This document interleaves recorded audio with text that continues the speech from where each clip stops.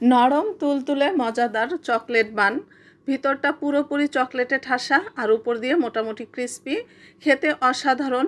একদম বাচ্চাদের খুবই পছন্দের খাবার এবং আমাদের মায়েদেরও অনেক স্বস্তির খাবার, কেননা এটা খেলে বাচ্চাদের পেট ভরে যাবে এবং মন ভরে যাবে, বাচ্চারা খুশি হয়ে যাবে। আজকে এমন একটি রেসিপি শেয়ার করব যেটা আপনারাও বিকেলে চায়ের সাথে খেতে পারবেন, বাচ্চাদেরকে বিকেলে নাস্তায়ও দিতে পারবেন। চলুন তাহলে রেসিপিটি শুরু করি। প্রথমে 1 কাপ ময়দা নিয়ে নিলাম, 1 চা চামচ ইস্ট দিলাম, 2 চা চামচ গুঁড়া দুধ দিয়েছি, অল্প একটু লবণ দিয়েছি, 2 চা চামচ চিনি দিয়েছি আর 1 চা চামচ তেল দিয়েছি। তেলটা আমরা পরবর্তীতে আরও দিব, তাই এখন একটু অল্প পরিমাণেই দিলাম। তারপরে অল্প অল্প কুসুম গরম পানি দিয়ে ডোটা মাখিয়ে নিব। এই পর্যায়ে একবারে বেশি করে পানি দেওয়া যাবে না, অল্প অল্প দিতে হবে। যখন ভালো করে একটু পাতলা ডো করে নিব, যেহেতু আমরা বান বানাবো, বান বানাতে গেলে একটু নরম করে ডো বানালে বানগুলো ভালো হয়, তাই আমরা একটু নরম করে ডো বানিয়ে নিব। তারপরে আমি ডোটা ঢেকে রাখবো ঘন্টাখানেকের জন্য। ঘন্টাখানেক আপনি এটা একটু গরম স্থানে রেখে দিবেন, আর যদি গরম স্থানে রাখতে সমস্যা হয় তাহলে একটা ওভেনের মধ্যে রেখে দিতে পারেন। ওভেনের মধ্যে রাখলেও অনেকটা ভালো ইমপ্রুভ হয়। আমি তো সাধারণত ওভেনের মধ্যেই রাখি। তারপরে আমি 2 ঘন্টা পর বের করে নিয়ে এসেছি, দেখেছেন অনেকটা ফুলে গিয়েছে। তারপরে এখন আমি এটাকে 3 টুকরা করে নিব, মানে আমি 3 ভাগ করে নিচ্ছি, যেহেতু আমি 3টা বন বানাবো। আমি ছোট করে বানাবো তাই 3 টুকরো করে নিলাম, 3 ভাগ করে নিলাম। আপনারা যদি বড় বানাতে চান সেহেতু 2টা করে নেবেন।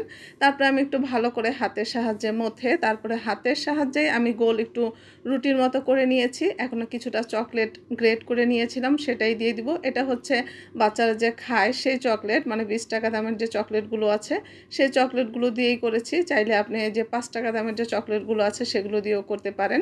তো আমি 20 টাকার একটা নিয়েছি, 20 টাকার একটা চকলেট দিয়ে আমার 3টা বান হয়ে গেছে সুন্দর মতো। আর বাসায় কিছুটা সাদা চকলেট ছিল, সেটাও সাথে দিয়েছি যেন একটু সুন্দর দেখা যায়। এজন্য আপনারা চাইলে 2 কালারও দিতে পারেন, 1 কালারও দিতে পারেন, কোনো সমস্যা নেই। তারপর আমি এক এক করে হাতের সাহায্যে 3টি রুটি বানিয়ে তারপরে 3টি রুটির ভিতরেই আমি পুর হিসেবে চকলেটগুলো দিয়ে দিলাম। চকলেটগুলো দেওয়ার পরে মুখটা ভালো করে বন্ধ করে দিতে হবে যখন আমরা তেলে ভাজবো, যেন খুলে না যায়। তারপরে আমি একটু উপরে তেল ব্রাশ করে তারপরে তিল দিয়ে দিচ্ছি, এটা সাদা তিল।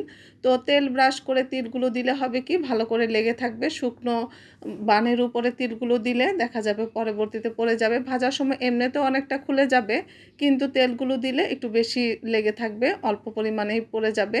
তারপরে আমরা একটু গরম তেলের মধ্যে বানগুলো দিয়ে দিয়েছি। বানগুলো যখন আমি রেস্টে রেখেছিলাম তখন আধা ঘন্টার মতো রেখেছিলাম, এতেই অনেকটা ফুলে গিয়েছে। আরও যদি বেশিক্ষণ রাখতাম তাহলে আরও ফুলতো। তা আমার হাতে সময় ছিল না, এই জন্য আমি অল্প কিছুক্ষণই রেখেছি। আপনারা চাইলে 1-2 ঘন্টাও রাখতে পারেন, সেই ক্ষেত্রে বানগুলো আরও বড় হবে। তারপরে গরম ফুটন্ত তেলের মধ্যে আমি বানগুলো এক এক করে ভেজে নিচ্ছি। আর এই বানগুলো বানানোর সময় একটু ডো ইচ্ছে করেই বেশি রেখেছিলাম, সেটা দিয়ে একটা বাটার মনের মতো বানিয়ে নিয়েছি, সেটাও ভেজে নিয়েছি। এই তো কি সুন্দর, মাশাআল্লাহ সুন্দর বান আমার তৈরি হয়ে গেল। বানগুলো দেখেছেন অনেক নরম হয়েছে, গরমের জন্য আমি ধরতে পারছি না। তারপরে একটু তুলে দেখাচ্ছি, দেখতে যেমন সুন্দর হয়েছে আলহামদুলিল্লাহ খেতে অনেক মজা হয়েছিল। পুরোটা রুটির ভেতরে একদম চকলেট দিয়ে ঠাসা, বাচ্চারা দেখলে তো খুশি হয়ে যাবে। চাইলে আপনারাও চায়ের সাথে বিকেলে এটা নাস্তা হিসেবে খেতে পারেন, খেতে খুব মজা হয়।